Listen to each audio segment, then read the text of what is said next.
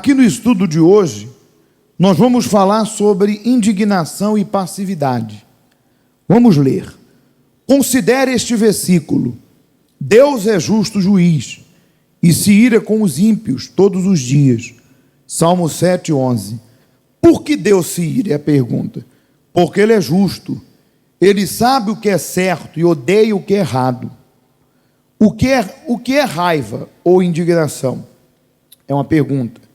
É um sentimento que Deus nos dá para sinalizar que algo está errado.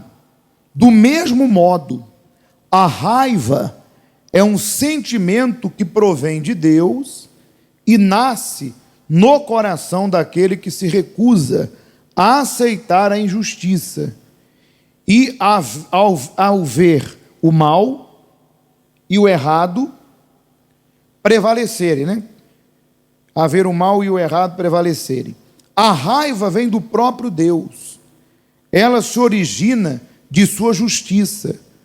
Os seres humanos, como uma extensão de Deus, já têm esse sentimento incorporado em sua natureza. O oposto da raiva é a passividade. Aceitar problemas, justificar e encontrar desculpas para eles, tais qual é a vida, eu não sou o único, muitas pessoas passam por isso, o divórcio é normal hoje em dia, estamos em crise econômica e aí por diante são as desculpas do passivo. Quando os pensamentos de uma pessoa estão alinhados com os de Deus, ela também se ira todos os dias, porque essa é a mente de quem? É a mente de Deus. Falávamos sobre isso semana passada. A pergunta é: o que fazemos com essa raiva e indignação? Aqueles que não sabem o que fazer acabam aceitando sua condição ou fazendo alguma bobagem, como descontá-la nos outros. Mas aqueles que estão conectados aos pensamentos de Deus também são dirigidos por Ele sobre o que fazer com sua raiva. E quando eles agem sobre a direção de Deus, a mudança acontece e a justiça prevalece. A raiva vem da fé na justiça. Enquanto existir fé na justiça, haverá raiva na presença da injustiça. Quando a fé na injustiça se perde, a raiva toma a justiça em suas próprias mãos. Perdem a fé na justiça e perdem a fé em quem? Em Deus. Muito bem. Eu quero abordar aqui 3 pontos dentro da indignação, que é o mesmo que raiva, que é o mesmo que revolta, que é o que estamos a viver.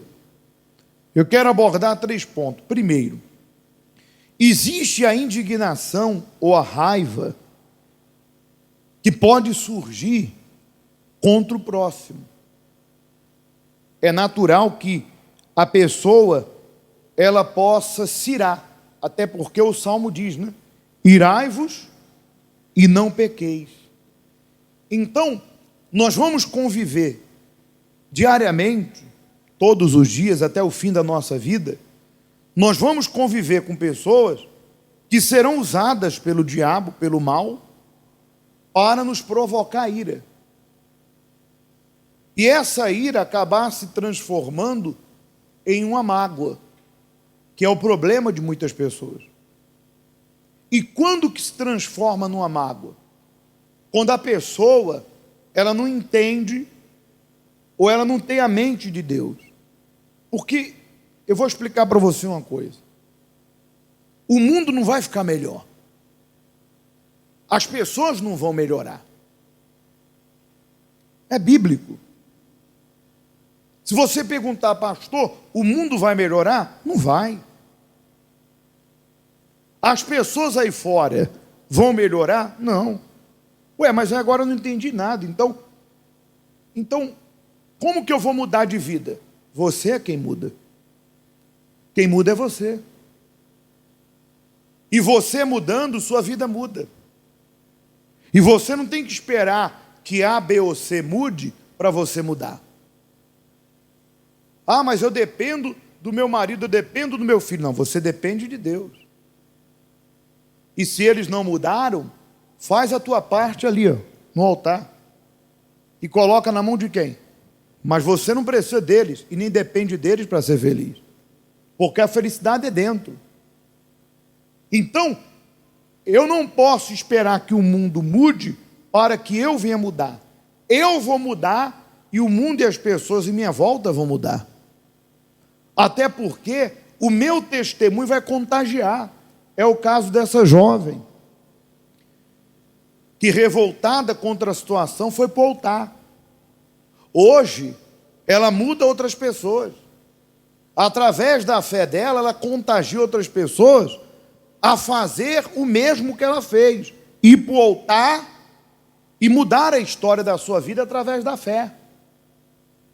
Agora, quando nós falamos que o mundo não vai mudar, só para fazer uma observação, a Bíblia diz lá em Timóteo: sabe, porém, isto, nos últimos dias sobrevirão tempos difíceis, pois os homens serão egoístas, avarentos, arrogantes, blasfemadores, desobedientes, ingratos, irreverentes, implacáveis, caluniadores, sem domínio de si, cruéis, inimigos do bem, traidores, atrevidos, mais amigos dos prazeres que amigos de Deus.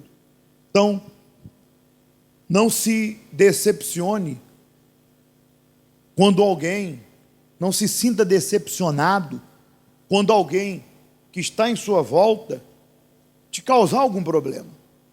Infelizmente, a natureza do ser humano é assim. A pessoa que não conhece Deus, o mundo aí fora, a cada dia caminha para isso aí. É a arrogância, é a avareza, é a ingratidão. Por isso que Deus disse, através do profeta Jeremias: maldito o homem que confia em quem? No outro homem. Infelizmente, hoje existem pessoas que estão cheias de mágoa porque elas se iraram contra alguém, e por não ter a mente de Deus e não entender a jogada do diabo, elas guardaram o cancro dentro delas, que é o cancro da alma, que é a mágoa. Por quê? Porque, infelizmente, elas confiaram demais. Quando a Bíblia diz: não seja fiador do teu próximo, elas foram. Abriram a vida para quem não deveria, falaram demais, trouxeram para dentro da sua casa, para o seu círculo de amizade, pessoas que não deveriam. Quando a Bíblia diz: bem-aventurado quem não anda no conselho do ímpio e nem se senta na roda do quê? Do escarnecedor. Foram traídas, enganadas, e hoje se iraram e guardaram a mágoa. Não é essa ira que vai te fazer bem. E não é essa ira que vai mudar a tua vida. A ira é contra quem? O próximo. Que se você não controlar e não entender o jogo do diabo, que é usar as pessoas para te prejudicar, essa ira vai se transformar em quê? Em mágoa. E se você ficar com essa mágoa, só quem vai perder é você. Ponto. Essa ira, essa indignação, essa revolta não muda nada. Vamos agora à segunda ira, a segunda revolta, a segunda indignação é contra a situação. E quando que eu e você nos revoltamos contra uma situação? Aí falamos sobre o que havíamos comentado semana passada. É quando você descobre a vontade de quem? De Deus. Porque até então, tudo era destino, tudo era karma, tudo era vida. Éramos passivos, porque acreditávamos que não nascemos para brilhar, que infelizmente não tivemos sorte, e empurrávamos a vida com a barriga.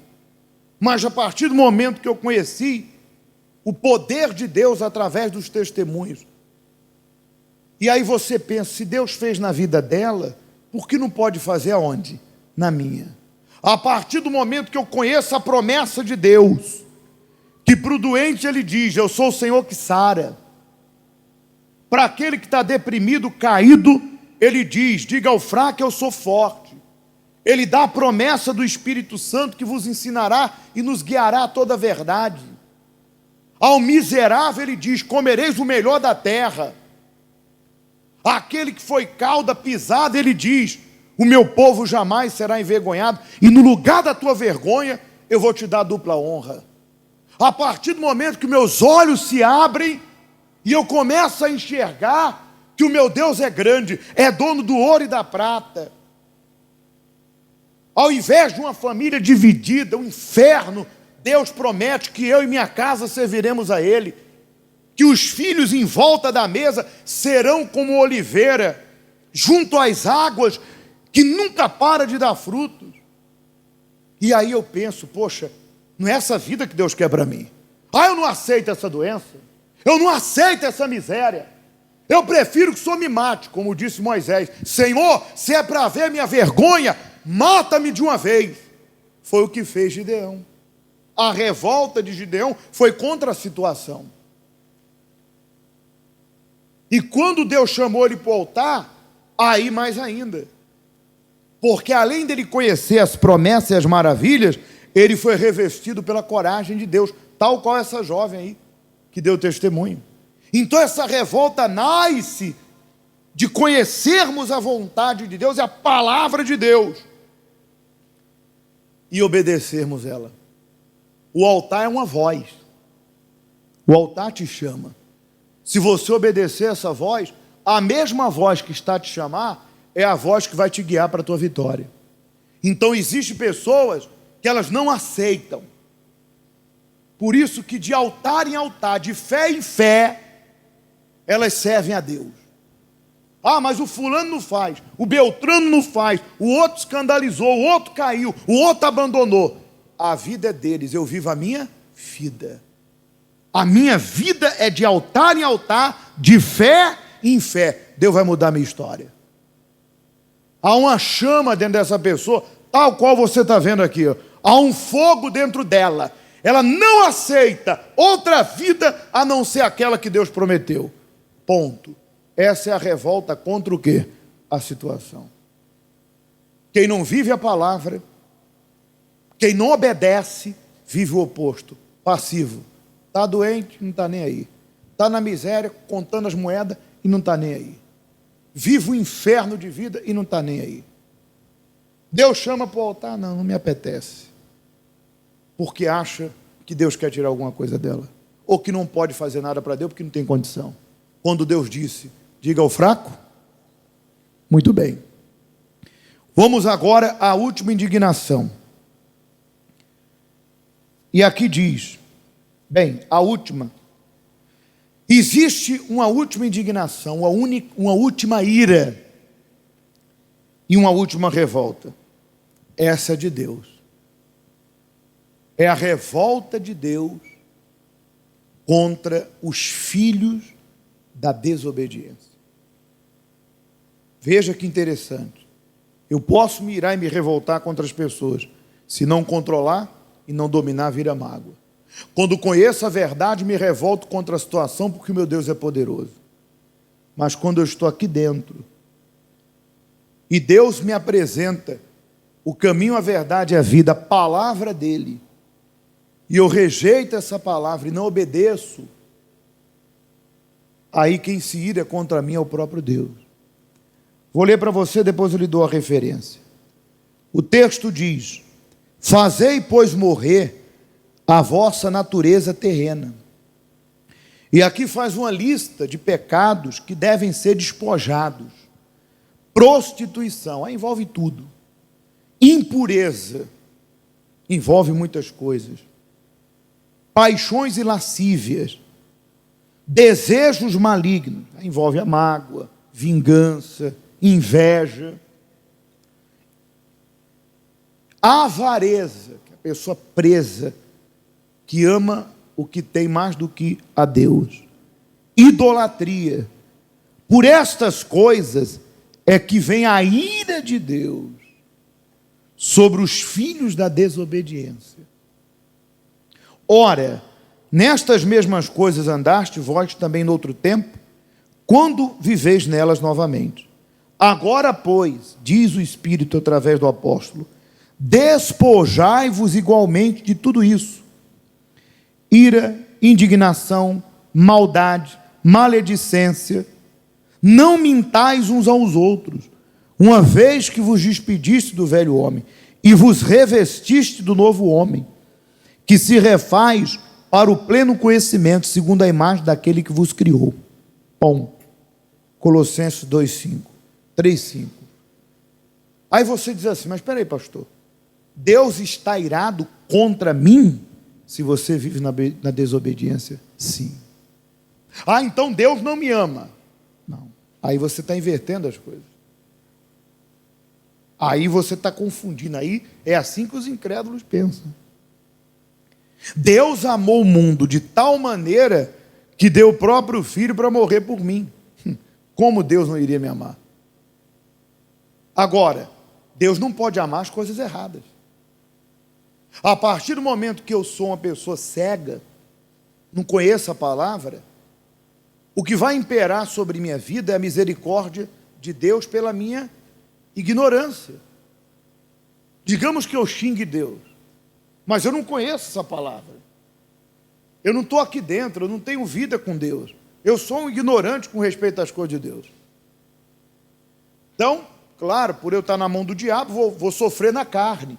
Mas Deus não vai considerar a minha ignorância. Vou pagar pelo que eu estou plantando. Quem planta, colhe. Mas a misericórdia de Deus, a ira de Deus não vai vir sobre mim porque eu estou na ignorância. Mas quando eu conheço a verdade, e eu decido viver na desobediência, eu me torno um filho da desobediência. Então Deus sempre vai me amar, mas Ele vai odiar o que eu faço. E odiando o que eu faço, eu vou me tornar inimigo de quem? De Deus. Deus não odeia a pessoa. Deus odeia aquilo que ela faz, que fere a santidade dEle, que vai contra Ele. Então, existem pessoas dentro da igreja que elas estão provocando a ira de quem? De Deus. Há até uma passagem no texto sagrado, em Apocalipse, que diz que nas mãos Deus tem um cálice. E que esse cálice vai transbordar. Existem pessoas que Deus tem dado tempo para elas se arrepender. Deus tem dado oportunidades para elas se arrepender. Mas mesmo conhecedoras da palavra, olha que interessante, por esta razão, por estas coisas, vem a ira de Deus sobre os filhos da desobediência. Por ela rejeitar, a ira de Deus está sobre ela. Para você entender melhor, foi o caso de Jonas, que por causa da desobediência, sofreu a ira de Deus. Então você que está aqui dentro, que o Espírito Santo te revelou o caminho, a verdade e a vida, que te revelou a vontade dEle, não lute contra Deus, não despreze aquilo que Deus tem apresentado, não traga sobre si a ira de quem? De Deus. Repito, Deus, Ele ama todos nós. Prova disso é que se agora você confessar, se humilhar, porque a pergunta é, pastor, e se eu estou despertando a ira de Deus, se eu estou provocando a ira de Deus sobre mim, qual a solução então? A solução é você se arrepender, confessar, se arrepender e falar com Deus: Senhor, a partir de hoje eu vou mostrar frutos de arrependimento. Saindo por aquelas portas, eu vou me despojar de tudo isso que tem provocado a tua ira, que tem envergonhado o Senhor. Eu vou limpar a minha vida. Aí eu pergunto, depende de quem? De cada um de nós. Mas, por favor, são 3 iras. E é claro, só uma delas tem benefício. Aquela que nós usamos de uma forma inteligente. aquela que traz a ira de Deus sobre nós, há consequências terríveis que é o inferno. Aquela a qual nós alimentamos contra o próximo, pior ainda. Por isso, nesse momento, vamos falar com Deus, e aí você vai conversar com Ele sobre a tua condição, e Ele vai te ajudar. Amém?